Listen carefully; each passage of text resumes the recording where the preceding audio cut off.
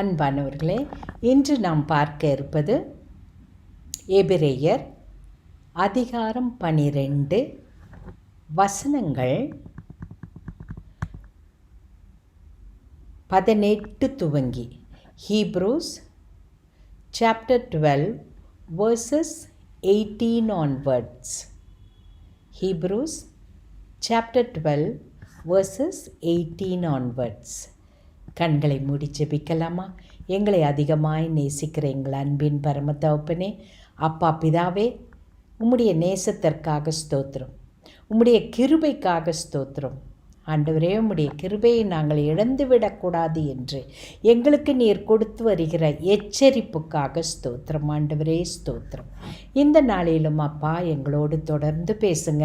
உம்முடைய கிருபையை நிறைவாய் பெற்றுக்கொண்டவர்களாக ஆண்டவரே நாங்கள் உம்முடைய பிள்ளைகளாக உம்முடைய ஆசீர்வாதத்திற்கு அடிபணிய எங்களுக்கு கிருபை செய்வீராக.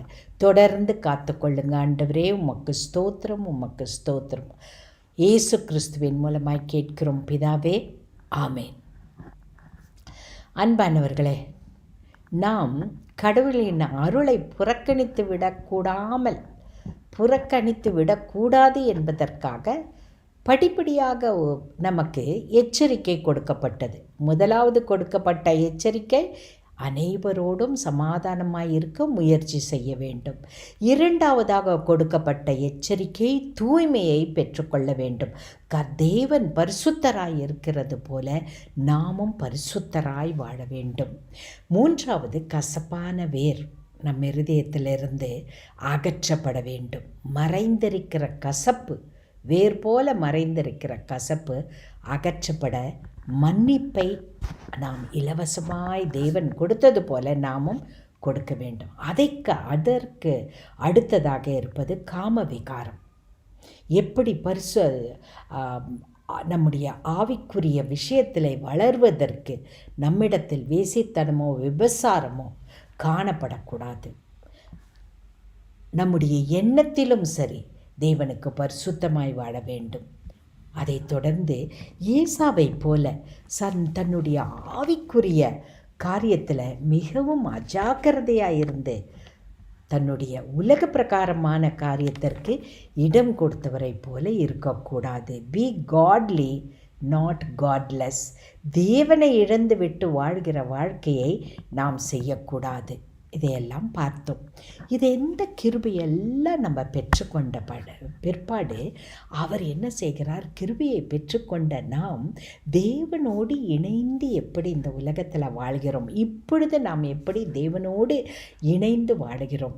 முன்பு இருந்த பழைய ஏற்பாட்டில் காணப்படுவது போல அல்லாமல் தேவனிடத்தில் பேசுவதற்கே பயப்பட்ட இஸ்ரவேல் மக்களைப் போல, யூத மக்களைப் போல இல்லாமல் மோசேயை பார்த்து நீங்களே தேவனிடத்தில் பேசி தேவன் என்ன சொல்லுகிறார் என்பதை எங்களுக்கு சொல்லுங்கள், நாங்கள் கேட்டுக்கொள்கிறோம், நாங்கள் கீழ்ப்படுகிறோம் என்று சொன்ன இஸ்ரவேலரை போல் இல்லாமல் நாம் தேவனிடத்தில் நேரடியாக பேசக்கூடியவர்களாக, தேவனோடு நேரடியாக உறவு கொள்ளக்கூடியவர்களாக இருக்கிறோம் என்பதை தான் இன்று பார்க்க போகிறோம். இந்த 18வது வசனத்தில் வாசிக்கிற 18, 19, 20 இதிலெல்லாம் தொடர்ந்து வரும்போது பழைய உடன்படிக்கையில் தேவனது குரலும் மனிதர் கொடுத்த உத்தரவும் என்ற தலைப்பில் நான் உங்களுக்கு சொல்கிறேன், கவனித்து கொள்ளுங்க. நீங்கள் சேர்ந்திருப்பது தொட்டு உணரக்கூடிய தீ பற்றி எரிகிற இருள் சூழ்ந்த மந்தாரமான சுழல் காற்று வீசுகிற சீனாய் மலை அல்ல. அப்படி என்றால் இவர் 2 காரியத்துக்கு வித்தியாசம் காட்டுறார். புதிய உடன்படிக்கை, பழைய உடன்படிக்கை. பழைய உடன்படிக்கையின்படி பார்க்கும்போது தேவன் ஒரு மனிதனிடத்தில் பேச வேண்டும் என்றால் அது காணப்பட்ட காரியங்கள் பயங்கரமாய் இருந்தது. இது நீங்கள் போய் தொட்டு உணர முடியாது. தீப்பற்றி எரிகிறது, இருள் சூழ்ந்து காணப்படுகிறது, மந்தாரமாக இருக்கிறது, சுழல் காற்று வீசுகிறது. எங்கே நடக்குது? சீனாய் மலையில். நமக்கு தெரியும். இந்த மலையில் 19 இதில் பார்க்கும்போது அங்கு எக்காலம் முழங்கிற்று. அப்படி எக்கால சத்தம் இவ்வளவு பேக்ரவுண்டில் எக்கால சத்தமும் முழங்கும் போது தான் தேவனது குரல் கேட்கிறது. அப்போ தேவனது குரல் எப்படி இருந்திருக்கும்? அங்கே தீப்பற்றி எழுந்திருந்த அந்த மந்தகாரமான சுழற்காற்று வீசிக்கொண்டிருந்த அந்த சீனாய் மலையில் எக்காலம் முழங்கும்போது தேவன் பேசுகிற சத்தம் கேட்டது. அக்குரலை கேட்டவர்கள் என்ன செய்கிறாங்க பாருங்க, அதற்கு மேல் தங்களோடு அதுனா தேவன் அது ஒரு வார்த்தையும் கூட பேச வேண்டாம் என்று கேட்டுக்கொண்டார்கள். அப்போ பாருங்கள், அந்த பழைய உடன்படிக்கையில் அந்த மலையில் கால்நடையாக யாராவது தொட்டால் கூட வேத புத்தகத்தை திறந்து வைத்து கொள்ளுங்க. நான் வேத புத்தகத்தில் இருக்கிற வசனத்தையே எடுத்து உங்களுக்கு அப்படியே விளக்குறேன். 20வது வசனம், அந்த இப்படி நடந்து கொண்டு இருக்கிறது. எந்த மலையில்? சீனாய் மலையில். இப்படி இந்த மலையில் நடக்கும்போது இது ஏதாவது நடந்தால் கூட அங்கே என்னென்ன செய்யுமா, யாராவது அந்த மலையை தொட்டாலும் சரி, அது மிருகமோ அது மனுஷனோ இருந்தாலும் அது என்ன செஞ்சிடும்? எரிந்து விடும் என்று அக்குரல் கொடுத்த கட்டளையை அவர்களால் தாங்கிக் கொள்ள முடியவில்லை. நம்மளை யோசித்து பாருங்களேன், நாம இருந்தாலும் இதை தாங்கிக் கொள்ள முடியுமா?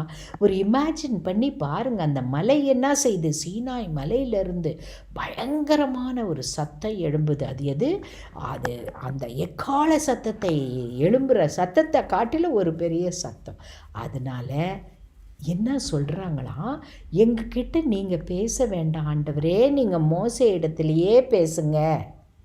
இப்போ நான் 5:21 நான் அஞ்சி நடுங்குகிறேன் என்று மோசையே சொல்லும் அளவுக்கு அக்காட்சி அச்சம் விளைவித்தது. இந்த காட்சியை அப்படியே இமேஜின் பண்ணி பாருங்கள். இந்த பயங்கரமான இந்த மலையில் இந்த காட்சி இப்படி வருது.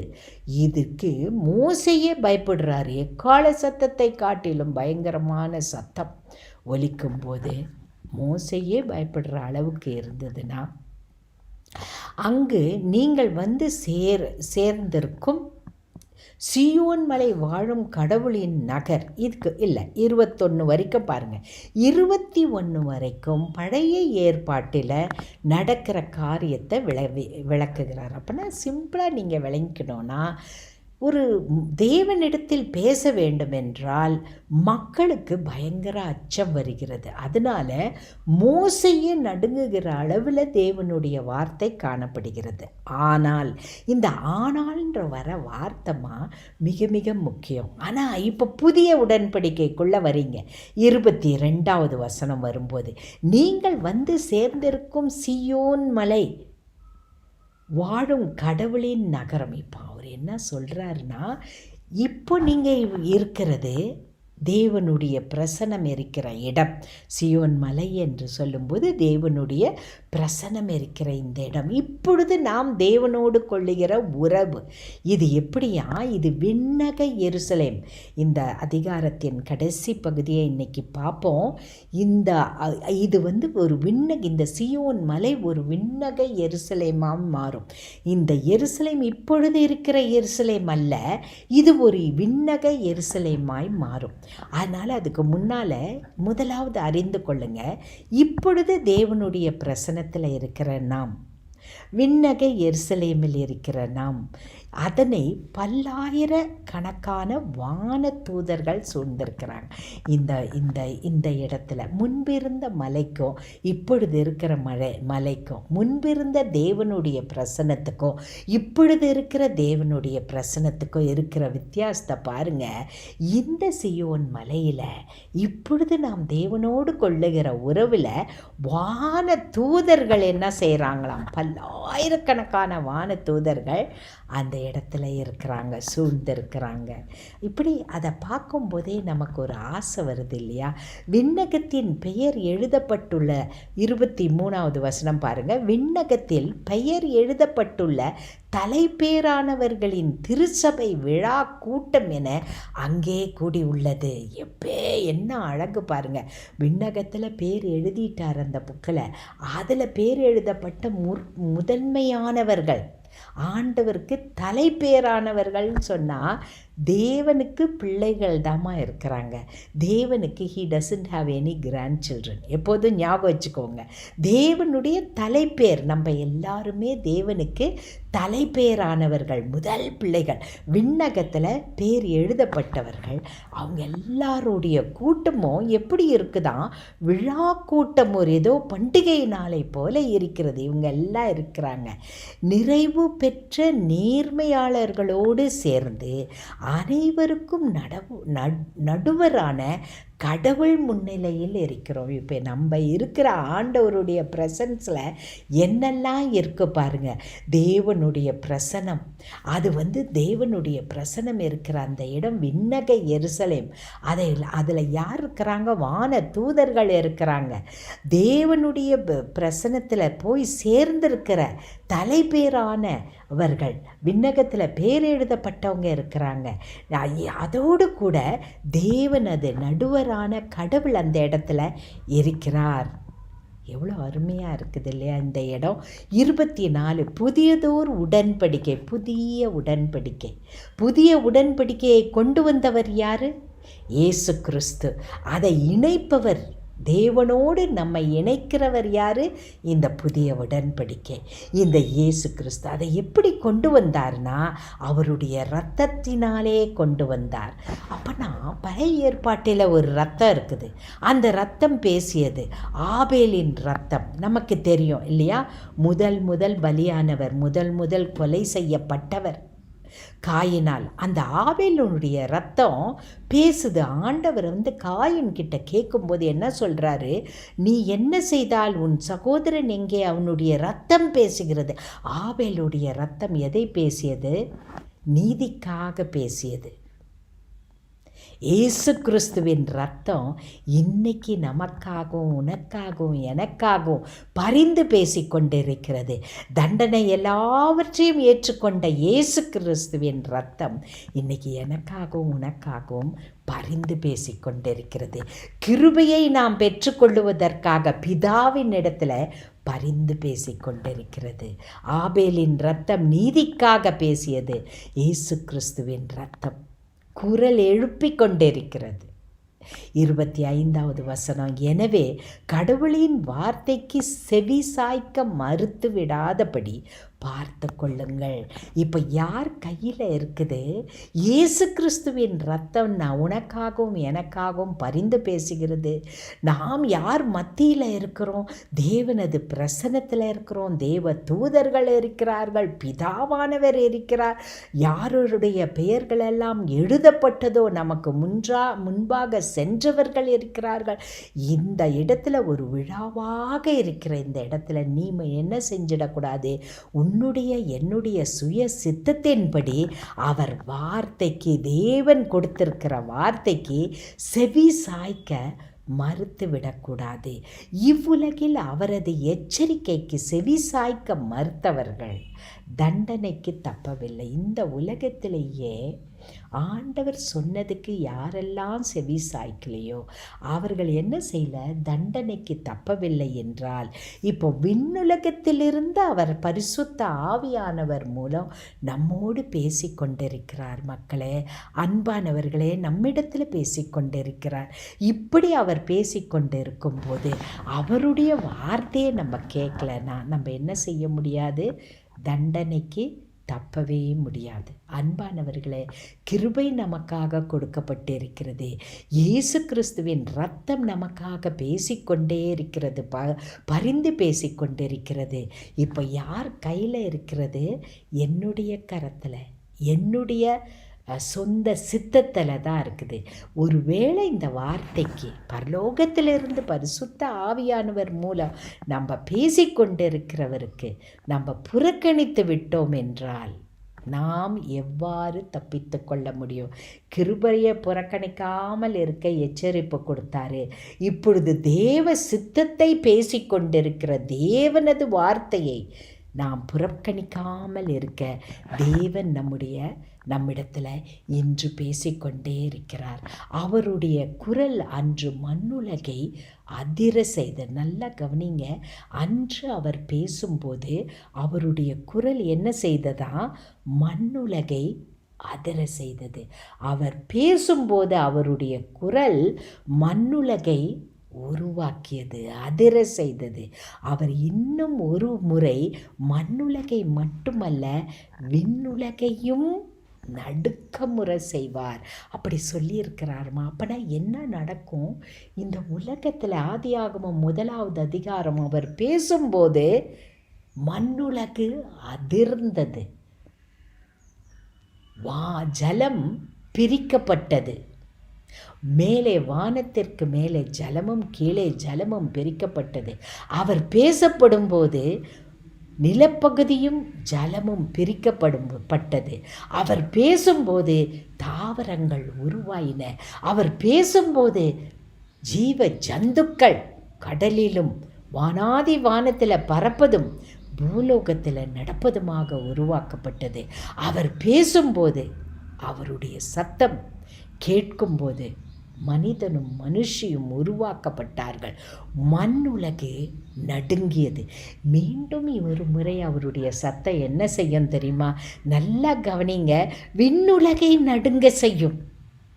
அப்படி நடுக்கமுறை செய்யும்போது 27வது வசனம், இன்னும் ஒரு முறை என்பது அதிர்பவை யாவும் இன்னும் ஒரு முறை அதிரும். அப்படி அதிரும்போது அதிர்வை யாவும் படைக்கப்பட்டவை என்னும் முறையில் அகற்றப்படும்.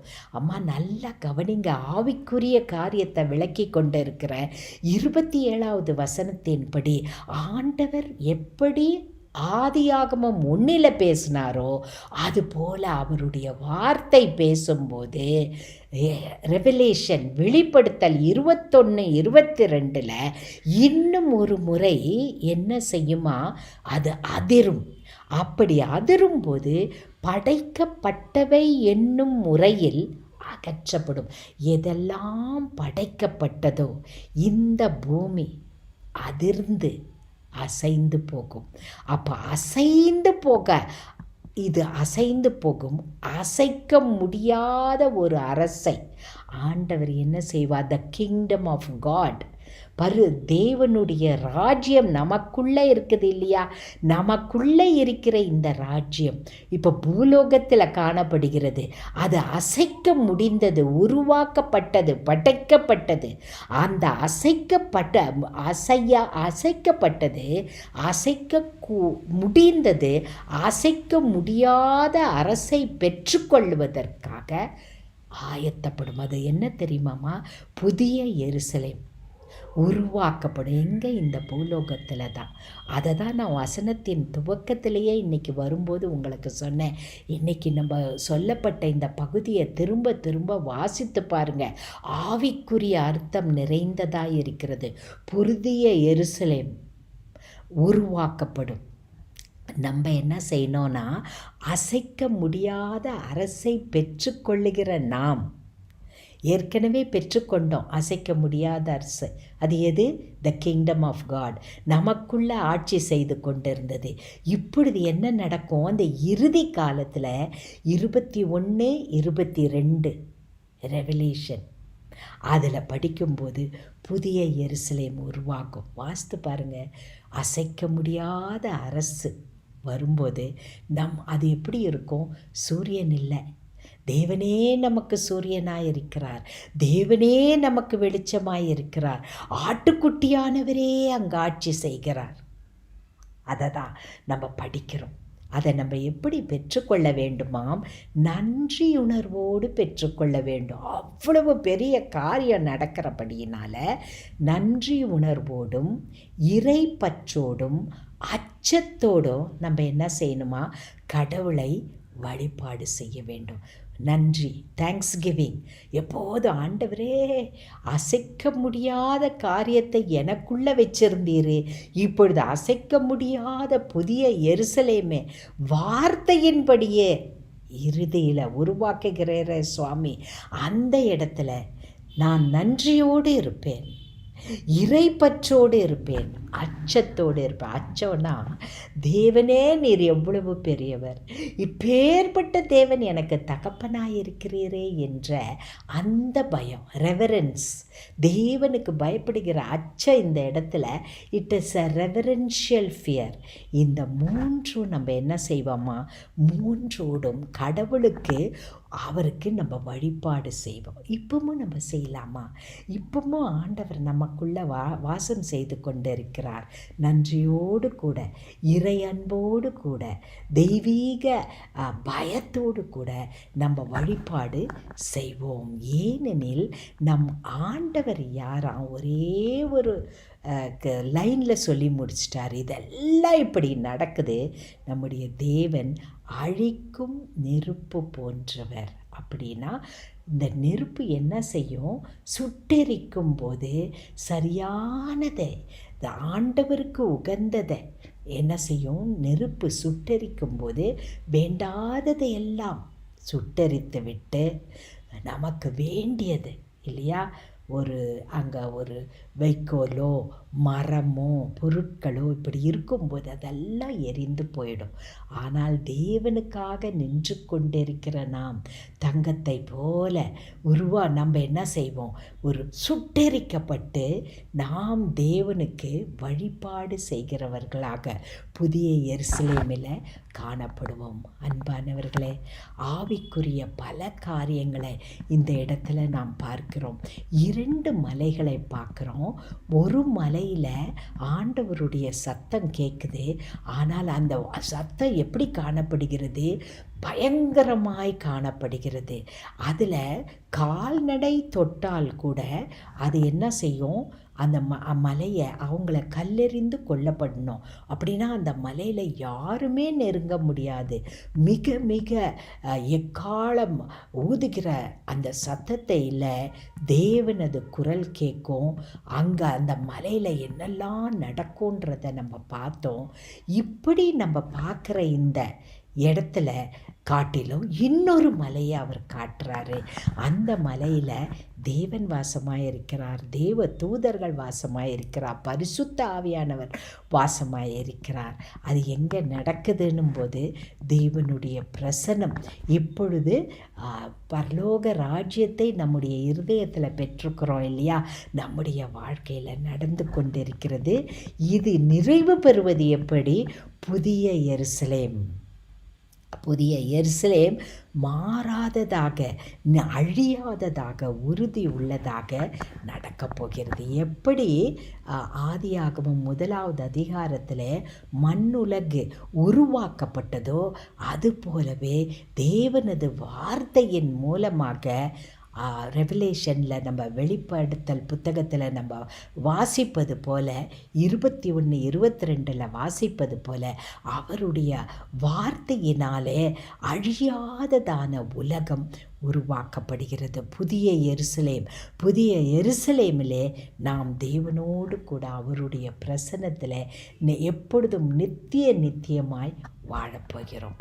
அவர் யாராக இருக்கிறார், சுட்டெரிக்கிற அக்கினியாக இருக்கிறார். அப்படி என்றால் சுட்டெரிக்கிற அக்கினியானது அசுத்தத்தை எல்லாம் எப்படி அகற்றி விடுகிறதோ அதுபோல தேவன் நியாயாதிபதி, உன்னத நியாயாதிபதி, அவர் என்ன செய்வார், அசுத்தத்தை சுத்தத்தில் பரிசுத்தத்தில் இருந்து தனியாக பிரித்து விடுவார்.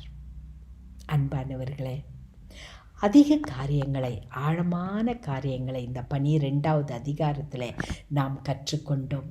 இயேசு கிறிஸ்துவையே நோக்கி பார்க்க வேண்டும். விசுவாசத்திற்கு எத்தனையோ பேரை பட்டியலாக சொல்லப்பட்டிருந்தது. அந்த பட்டியலிலெல்லாம் உன்னதமான இயேசு கிறிஸ்துவை மட்டும் நம்ம என்ன செய்யணும், நோக்கி பார்க்க வேண்டும். பி ஃபோக்கஸ்ட், வேறு எதையும் பார்க்காமல் தேவன் பேரில் மட்டும் நம்முடைய கண்களை வைக்க வேண்டும் என்று பார்த்தோம். அதை தொடர்ந்து தேவன் நம்முடைய தகப்பனாக இருந்து நம்மை எப்படி உருவாக்குகிறார், நம்மை டிசிப்ளின் பண்ணுகிறார் என்று பார்த்தோம். அதை தொடர்ந்து கிருபையை நாம் என்ன செய்யக்கூடாது, இழந்து விடாமல் இருப்பதற்கு எச்சரிப்பின் வார்த்தைகள் எதன் மூலமாக எல்லாம் கிருபையை நாம் புறக்கணிக்க முடியும். அதனால் கிருபையை நாம் எப்படி பெற்றுக்கொண்டு வாழ வேண்டும் என்று பார்த்தோம். அதை தொடர்ந்து 2 வித்தியாசமான பழைய உடன்படிக்கை, புதிய உடன்படிக்கை. பழைய உடன்படிக்கையின்படி யாருமே தேவனிடத்தில் நெருங்க முடியாமல் இருந்தது. மோசேயும், அவரிடத்தில் நெருங்கிய மோசேயும் நடுக்கத்தோடு நெருங்குகிறார். ஆனால் புதிய உடன்படிக்கையில் யாராக இருந்தாலும் இயேசு கிறிஸ்துவின் இரத்தத்தின் அடிப்படையில் தேவனோடு நெருங்கி வாழ்கிற அந்த ஸ்லாக்கியத்தை பெற்றுக்கொண்டிருக்கிறோம். அது மட்டுமல்ல, நிலையான நகரத்தை இந்த உலகத்திலேயே அவருடைய வார்த்தையினால் அவர் உருவாக்குகிறார். எவ்வளவு சத்தியங்கள் பார்த்தோம் அல்லவா? இதையெல்லாம் மனதில் வைத்து கொண்டு, தேவனே உம்முடைய ராஜ்யம் வருவதாக என்று நாங்கள் ஆண்டவரே உம்மை பார்த்து கேட்கிறோம். அந்த ராஜ்யம் எங்களுக்குள்ளே குடிக்கொண்டிருப்பதற்காக ஸ்தோத்திரம் என்று சொல்வோமாக. நிலையான அந்த ராஜ்யத்தில் நாம் வாழப்போவதற்காக, நிலையான நகரத்திற்காக, புதிய எருசலேமுக்காக நன்றி என்று சொல்வோமாக. கண்களை மூடி ஜெபிக்கலாம். அன்பின் பரமத்தகப்பனே, அப்பா, எவ்வளோ பெரிய ஆவிக்குரிய காரியங்களை எங்களுக்கு கற்றுக் கொடுக்கிறீர். இயேசு கிறிஸ்துவின் இரத்தம் இன்றும் எங்களுக்காக பரிந்து பேசுகிறதே.